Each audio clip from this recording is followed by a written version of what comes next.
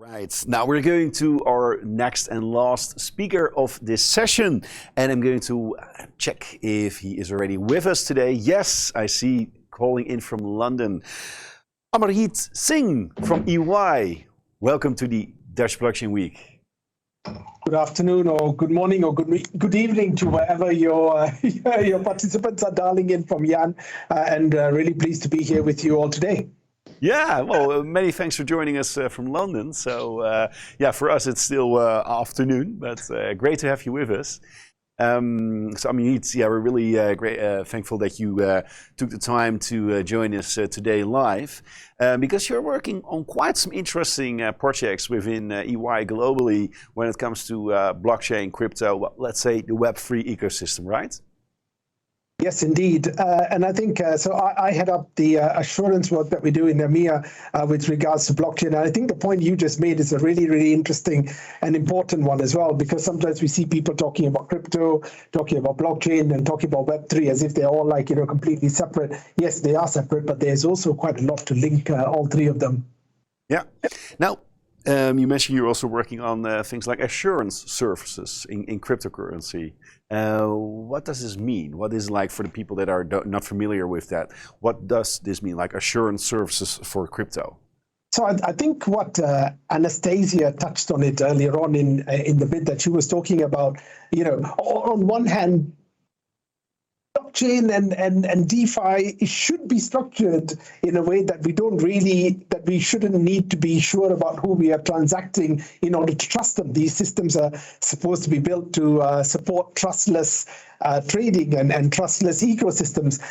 But sadly, I think we find that we're still on that journey there, and we may not have reached it yet. So a lot of what we do in this space is to actually try to bring some trust to this space, right? Because of the conversation, which again, Anastasia, I thought said really, really well earlier on with you with regards to regulation, as regulation is still maturing in this space as well. And we heard about how, there's still a lot of change happening. The challenge we currently have is without regulation, a lot of customers, shall we say, are concerned about who to trust. And every time we have another blow up, we have another conversation about trust. So the work that we've been doing with regards to assurance in this space is looking at things like, if you're a crypto custodian, are your systems and controls up to the par as if you were a financial custodian? Right? Yeah. Is it similar to the people I currently trust my equities and my bonds and my pension to? Well, if I'm giving you my crypto, then I want to make sure you're doing the same thing, right? That you are, it's all the same level of trust. So we work with providers in the space who want to get work done in terms of their control environment, the systems that they have, to show and demonstrate that actually, they are up to scratch. They do segregate customer assets from their own assets. They do reconcile. They do know what belongs to whom, and they want that trust in order to actually gain more business. Yeah, it's quite important work, bringing trust back in the ecosystem after all the events happening last weeks. But if you look also to the things that happened in the past months, actually, all the big scandals, they were actually taking place at, well, let's say centralized institutions, centralized organizations. How can you bring trust in a decentralized organization? I'm not sure if you're working with organizations or ecosystems that are based decentralized, or decentralized apps, or how can you bring trust in such a platform, in such a network? So I think that's a very, very good question. But again, in the DeFi space as well, Jan, you still have organizations, you still have customers asking who can I trade with, this DAO or this DeFi community? How do I know how spread it is? I think Anastasia touched on earlier on the on some of the work that has already been done with regards to, is it really decentralized? Is it really still under control of some individuals? How do you know this? What do you know, and what can you do about this? So again, interestingly, we've had DAOs approach us and ask us to do things like reviews of the reports that they want to put out to talk about what the DAO has been up to over the last year, to talk about their impact to talk about what their current situation is with regards to their collateral, etc. So again, I think actually, Jan, while I agree with you that we are hoping one day to move to that world of decentralized where trust is embedded in the system, but I think in that journey there at the moment, though, there's a lot, sadly, that people are unsure about, organizations are unsure about, and as we go through that maturity cycle, people are looking for more trust. One of the other examples here, and I would bring up, for example, is smart contracts, right? To me, to misquote something Warren Buffett said many years ago when he called derivatives the financial weapons of mass destruction, I would say that actually smart contracts have the ability to also be financial weapons of mass destruction. Why? Because, as the legislation and the legal framework changes, and I mean, Jan, you mentioned earlier on that NFTs are currently governed by a 1902 law or something, right? And hopefully, I hope that, different countries will catch up, including mine here in the UK. But NFTs in some countries now have the ability to transact for you legally. Right, so whatever smart contracts do. So whatever the smart contract does for you, it's doing legally. And we know in blockchain world, it's immutability, and you don't have the ability to unwind. So you better make sure that smart contract, what it's doing, you're happy with. Because if it's doing something wrong, you're not in the TradFi world of T+2 settlement where you can try to go and get something back, or, the Swift world where things haven't really settled yet and you can adjust. You are in atomic settlement. It's immutable. It's happened. It's gone. And then, you go begging to ask for it back. So I think there's still a lot there, for example, even in the smart contract area. And please don't get me wrong, I actually think smart contracts have a huge potential for trading, for efficiency, I think we're just scratching the surface yet on what smart contracts can do. But I think we also have to balance it. And I totally agree with you. But on the other hand, I also speak with financial institutions who mention me like, Jan, we see DeFi protocols being made of smart contracts, made by guys under 30s, like just a group of guys under 30s who sometimes not even have that much experience writing code.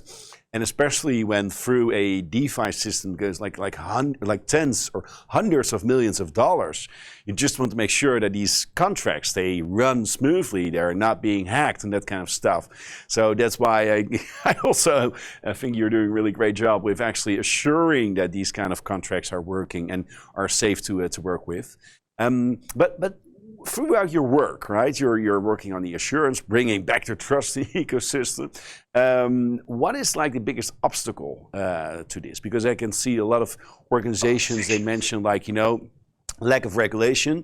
On the other hand, I would think like, the regulation will be there. MiCAR is already known, so organizations are going to implement them. What is the biggest obstacle right now? I actually think I'm going to be a little bit controversial. I think the bigger obstacle actually is the legal framework than the regulation. So, and I think if you talked to me about a year ago, Jan, I would have been the biggest fan of MiCAR, by the way. But now I'm a little bit less because, it doesn't really cover NFTs. It doesn't really cover DeFi. And the world is moving very, very quickly, as you discussed with Anastasia. But one of my big challenges now is very much the legal frameworks in different countries. So I give you an example, Jan. Lots of people in TradFi are talking about tokenization. And personally, and at EY as well, we believe that tokenization is actually where you're using blockchain as a technology as opposed to the crypto side, right? We really believe that tokenization has got a real potential here with regards to, democratizing even further investment, or with regards to opening up new markets and distribution and all sorts of good stuff, sir. But when you look at tokenization, it's very, very hard at the moment to get that in a legal framework, other than in certain particular countries, to actually have a legal framework that actually recognizes tokenization and actually allows you to, show that you legally own something. Yeah, but it's also one of the bigger problems with technology, of course, in general, right? The pacing problem, that it usually takes 10, 12, 15 years for governments to adapt to new technology. I mean, we've seen that with the sharing economy. We've seen it with companies like Uber, Airbnb, and so forth. It takes some time, and I think it's great the MiCAR is finally there, but indeed it needs quite a fast upgrade about things like tokenizations as well. And the one point, and just on that, I would also say maybe, sir, is that maybe, and I know different countries have different ways of making rules, but I would suggest actually, because of the pace of change, we might want to look at principles and guidance as opposed to looking at detailed rules. Because I think if you look at detailed rules in some of these areas, literally with all the smart, guys and girls we have working on this, they will change the rules very, very quickly, and they will go on the side of the rules very, very quickly, even before the ink is dry. And I wonder whether we need to think more on principles.